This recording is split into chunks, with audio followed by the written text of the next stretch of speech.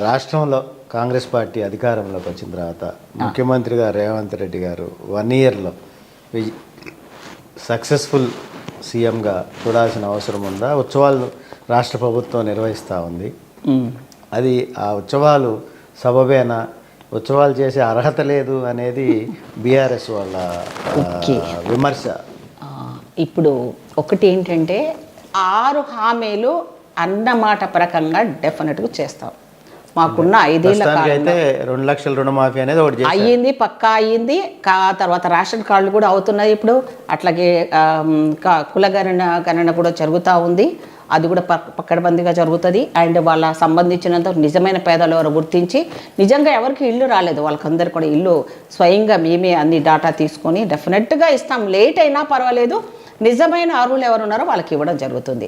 అట్లాంటి కాకుండా ఏం చేశాడు, మీకు సెలబ్రేషన్ చేసుకునే అర్హతనే లేదంటే ఎందుకు లేదు?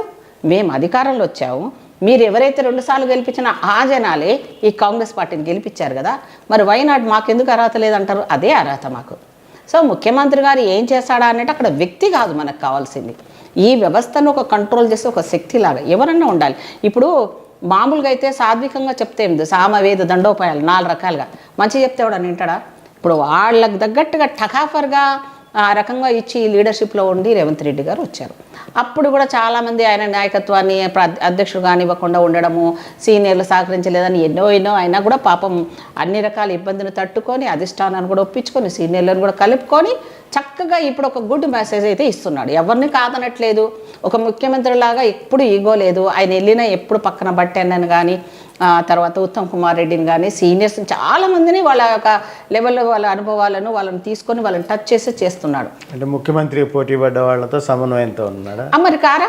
ఎవరు వస్తారు చెప్పండి మీకు? అట్లా నేను ప్రెసిడెంట్కి పోటీ పడిన వాళ్ళని, ముఖ్యమంత్రి సీట్లో పోటీ పడిన వాళ్ళని పక్కన వేసుకొని అన్నా నువ్వు రా అని అంత బాగా సామరస్యపూర్వకంగా అసమ్మతి పెరగకుండా ముందు జాగ్రత్త చర్య ఎందుకు అనుకుంటావు అట్లా?